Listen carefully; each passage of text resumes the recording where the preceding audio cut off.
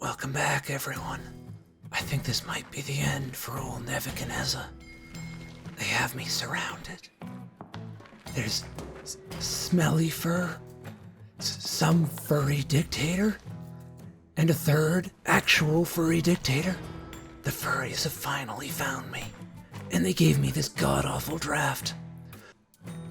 Joking aside, today we've got a game on the mountain map with 3 red factions and the Harrier. This is no doubt going to be a bloodbath.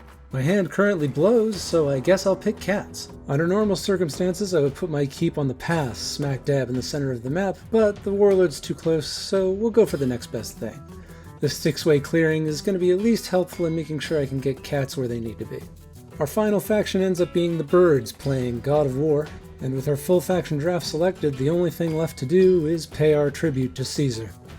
On their turn, the birds take an explosive first opening insofar as they open and then explode. If nothing else, this will limit the amount of damage that I take over this game, but unfortunately the same is true for the warlord.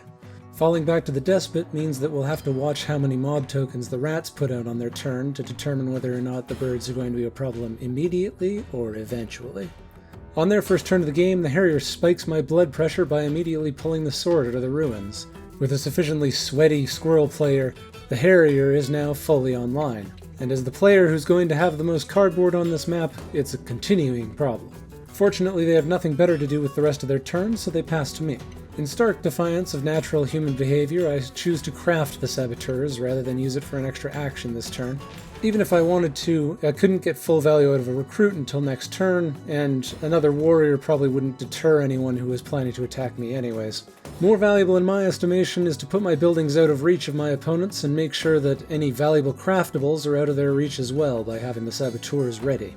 Never once have I regretted crafting this card, and I don't intend to start now. On their turn, the warlord chooses to perpetuate the harmful stereotypes of this faction draft by immediately attacking me in the pass. While I'm not exactly surprised that they chose to contest me here, I am surprised that they committed their whole action to trying to battle me out of here. In most cases, and especially with the grandiose opening they chose, I would have expected them to put down another stronghold rather than battle twice. An inauspicious start for me though, as even without that mob token, someone is going to crawl over there and kill my recruiter. On their turn, the Eerie player reveals that their starting hand was just as bad as mine, as they choose to put a suited mouse card into their recruiting column. Their roost is currently in the only mouse clearing on their half of the map. Possessing knowledge of the warlord's intended direction, the Eerie chooses a more passive game plan, occupying the space behind them, and in doing so solidifying their status as a problem for later. The Vagabond nearly falls to the temptation of an under-defended warlord stronghold before realizing that there is a completely undefended cat recruiter left in the pass right now. The fact they pulled the bag from the ruins and removed one warlord warrior is some small consolation, however. My turn arrives and I must act decisively. The rats are making their way directly towards me, but it's possible that they may just want to fill in the remaining space on the left half of the board. The Vagabond is an immediate problem, but I need my turn actions in order to establish my recruiting, especially in light of the possibility that the Vagabond may start attacking my backline. Thus, I must make a choice. Either assume that the warlord is going to continue attacking me and destroy him this turn, or give him the benefit of the doubt and begin to recover my recruiting while establishing as many defenders as I need to make it unappealing. With my hand full of cards that I won't be able to craft anyways, I spend one to recover a cat on my keep, and another to open a path so that I can move into position to defend my new recruiter. With my turn ended, my faith in humanity is immediately rewarded as the warlord goes relentless and attempts to take out my new recruiter. This comes with pros and cons, however. The warlord skips their opportunity to fight the Vagabond, but in moving with their command action, they actually invalidate the benefit of choosing the relentless mood, and are only able to attack me once. It is my good fortune then that they roll a 3-2 in the battle, leaving the warlord severely weakened. On their turn, the Erie's continuing poverty relegates them to a life of building, despite the presence of delicious mob tokens. They do craft Corvid planners, but I doubt they'll ever use it. The Vagabond pulls their boot from the ruins, and to their credit, they refrain from punching down by not attacking my recruiter. Instead, they choose to eradicate the warlord clearing, a course of action I would find noble were it not also so profitable.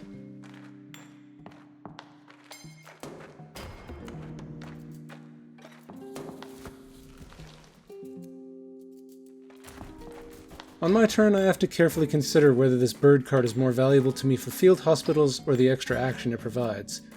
Being able to recruit would give me 3 more warriors, but they would be distributed across the map, and even if I'm not able to remove the warlord and his mob token this turn, I can still get 2 cards out of the recruiters anyways. I need the consolidation right now, so I spend it on the field hospitals, occupy the warlord square, and I'm fortunate enough to remove him in one battle. I've managed to maintain my front line and my scoring pace, but my position remains very fragile.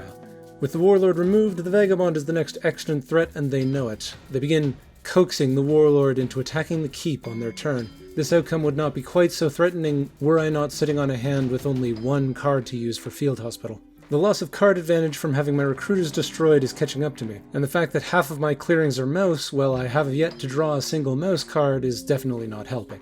The warlord does not buy into the vagabond's plan, however, and instead chooses wisely enough to go bitter, absorbing some of the mobs away from the despot in order to battle the vagabond and myself. 2 hits alone won't stop the harrier, but it's 2 hits I won't be taking for once. By the time the Erie's turn rolls around, I'm beginning to realize that neither the Rats player nor the Erie are familiar with how the warlord works. This is perfectly fine, everyone starts somewhere, but it does have some interesting implications for this game. Not only are the birds unlikely to start preemptively policing the warlord, but the warlord is likely to continue their rampage against me the second they have the resources to do so. I remain envious of the birds, however, as they continue to draw all those mouse cards I desperately need right now. Accordingly, the Erie's turn consists of eating the mob token and placing another roost. The unfortunate implication of that suited battle, however, is that I'm going to have birds in my ass for the foreseeable future. With all 3 players aligned against me, if I somehow manage to win this game, by God I will deserve it. On their turn, the Harrier collects their final ruin item, the hammer, uses it to repair one of their items, and, in a somewhat unexpected turn of events, chooses not to battle me. This is likely a bit of an optimization on their part. With no tea available, they want to keep as many items available on their turn as they can. Their stated plan of destroying the keep with other people's help depends on not jumping ahead of me in points first, and the necessity of having to police them myself means that they probably have an ambush ready to do the work for them. On my turn, I continue to distribute my liabilities throughout the limited space I have available, placing a sawmill and a workshop in my backline, and then using the bird card to recruit and battle the vagabond. I was wrong, however, that they had an ambush. What they do have instead is proof that a kind and loving God does not exist in our world, as I only roll a 1-0. This fortuitous situation is then inevitably followed up by not drawing any mouse cards that I will need in order to protect myself on their turns. After much deliberation at the start of their turn, the warlord concludes that they want to continue their crusade against all of catkind. Perhaps there's some sort of Tom and Jerry generational trauma at play here. And for the 3rd time in this game so far, they fail to destroy my buildings and leave free victory points for the vagabond on the table. The vagabond continues their campaign of gaslighting, however, trying to coax the Erie into battling my keep, almost certainly motivated by the promise of getting 6 points of cardboard, as neither the Erie nor the Rats would be able to take out 4 cats in one turn. Turnabout is fair play, however, so I decide to do some gaslighting of my own. On the Erie's turn, they are obliged to attack in one of my clearings. Placing yet another mouse card into their decree reveals that they plan to do so in the keep. There is arguably hope for me yet if I can convince them to attack the vagabond here, so the table engages in much deliberation. Unfortunately for the birds, however, they have not established themselves in a new clearing and will not be able to build at the end of this turn. Birds try to elicit input from the warlord player as a seemingly neutral third party as to whether they should attack myself or the vagabond, but the Rats are unresponsive. In the absence of arguments that this is the wrong course of action, they choose to attack me, and roll a 3-1, setting the vagabond up to leap to the front of the table and an inevitable victory. Seeing the birds be immediately chastised for their mistake is a cold comfort, however, as without my keep, I no longer have any opportunity to battle the vagabond. To the surprise of no one, on their turn, the vagabond chooses to destroy my buildings and my keep. Coupling this with the crafting of the hammer and the clearing of a path gives them a 9-point turn, leaping them immediately into first place with 18 points. Those of you who've already seen my other works should know that this is a unwinnable scenario for the cats. Without the keep to maintain my presence on this board, the other players in this game are simply going to chip away at my remaining positions for free points until I simply do not exist anymore. Tempting though it is to abandon this match and let the AI take on the job of feeding the other players until someone inevitably wins, that kind of behavior is reserved for people with a paper soul, and with my current lead as it is, I'm curious how far I can get before the game inevitably ends in someone else's favor. The vagabond seems to be hopeful of my chances, if nothing else. The The rats continue their lethargic pace unabated, but the birds with their newly minted commander have adopted an obliteration-based policy that deserves attention. However, since I am never going to be beating the PNG tuber allegations, his choice of target is somewhat unclear, and I can only hope he doesn't refer to myself. Fortunately, he was in fact referring to the Harrier, and his noble actions are rewarded with equally noble dice rolls. 7 damage is enough to mitigate the squirrel threat for this turn, but their choice of forest in which to reside betrays their continuing interest in harassing me. My restraining order from the root cyber police is already on its way. On my turn, I have a lot of wood burning a hole in my pocket and a saboteur's that's been continually reminding me to check for everyone else's crafted cards. Whether by virtue of my table being inexperienced, or through the oppressive power of saboteurs itself, nobody has crafted anything more than that corvid planners the Erie put down. In case you missed it earlier, the Harrier discarded Coffin Makers and Propaganda Bureau, 2 cards that would have dramatically made my situation worse. With the second hammer in their position currently, they would have been able to craft at least the latter. Getting into my turn, all of this accumulated wood from the past several turns needs to go immediately. If I am to be the vehicle of someone else's victory, by God, I am going to make them work for it. Lastly, as much as I would have liked the relative remoteness of that northern clearing, I can only get rid of this wood if I'm building twice, and I'll only be able to do that in this one clearing here. For perhaps the first time all game, the warlord ends their turn without fighting me in some way, shape, or form. If it means they can get out of my life, they can have their goddamn pass points. The comparatively relaxed strategy of the birds is still welcome here, as they decide to fight one of my lone cats. Regrettably, however, that mouse battle they are obliged to take is just going to set up the vagabond for even more points. Emerging from the woods to craft a sword and take out one of my only clearings that is actually defended, the vagabond has secured an all but certain victory. Or they would have, had it not been for fortuitous rolls and the lack of tea on their part. Instead, with my recruiter left intact, the vagabond finds themselves ending their turn at 29. Being exposed on the table like this means that they are vulnerable to being forested once again, and while I cannot win on this turn, if I maintain my scoring pace and get some buy-in from the table, foresting the vagabond could enable me to win on my next turn. I build what I can and recruit, and I am immediately rewarded by drawing a T, which, given the mouse crafting that I currently occupy, would be 2 points that I can claim on my next turn. Having nothing left to lose, I begin trying to convince the table to side with me in their king-making scenario. Who will you side with? Me, who has suffered and persevered through this game? Or the tree rat, who grows fat from his deceit?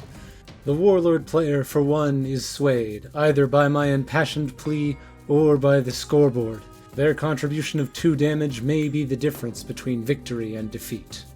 From the squirrel's forked tongue, lies continue to drip like venom, and I will be there to counteract them. Hold in your hearts and minds this righteous thought alone. Puree the squirrel. The Erie's turn begins. If their 2 battles cannot do 5 damage, the vagabond will win. And their first chosen course of action is to battle the warlord. Able to protect their sword and hammer, the vagabond's victory is all but assured. But, against all hope, it turns out the vagabond player is incredibly based. They know they have this victory any number of ways. They have the crafting to get their extra point. They could move on to my sawmill and battle it for guaranteed victory. But they've enjoyed this game so far. And like myself, they find the Erie's non-committal response an unsatisfying way to end things. So rather than accepting their guaranteed victory, they choose to move to my warriors and leave it all to chance. One battle, win or lose. The dice are in their favor, and the vagabond wins. A close finish and a well-fought game by... God, I forgot he called himself that. And that's a Cats game. Thank you all for watching. Remember to hit all that fat algorithm bullshit. And until next time, be good to each other.